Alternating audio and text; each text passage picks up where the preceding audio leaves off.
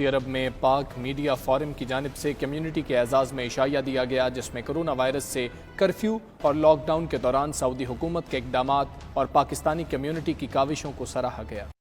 سعودی دارالحکومت ریاض میں پاک میڈیا فورم کی جانب سے عشائیہ کا اہتمام کیا گیا، جس میں سیاسی، سماجی، کاروباری، نوجوانوں کی تنظیموں کے ساتھ ساتھ پاکستانی ڈاکٹرز اور صحافیوں نے بھی بھرپور شرکت کی۔ مسلم لیگ نون کے سینئر نائب صدر سعید احمد شیخ نے اپنے خطاب میں کہا کہ کرونا وائرس کی وجہ سے لاک ڈاؤن اور کرفیو کے دوران کمیونٹی پہلے سے زیادہ متحد ہوئی ہے، جس نے مل کر وبا کا مقابلہ بھی کیا اور پاکستانی ورکرز کا خیال بھی رکھا۔ پاکستان مسلم لیگ نون کی خدمات سے اور ان کے پروگرام سے اور میں ایمبیسی کا بھی شکر گزار ہوں۔ ایمبیسی نے بھی سعودی عرب میں ریاض میں اسپیشلی لوگوں کا بہت خیال رکھا،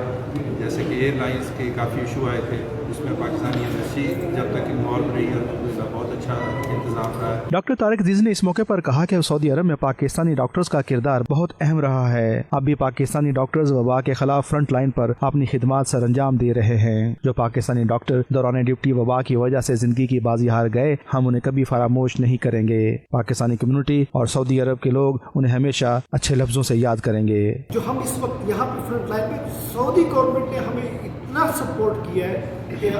یعنی میرے پاس تو اس کے لیے الفاظ نہیں ہے، کیونکہ انہوں نے ہر موقع پر ہماری حوصلہ افزائی کی، ہمیں میسج آتے تھے ان کے کہ you are our front line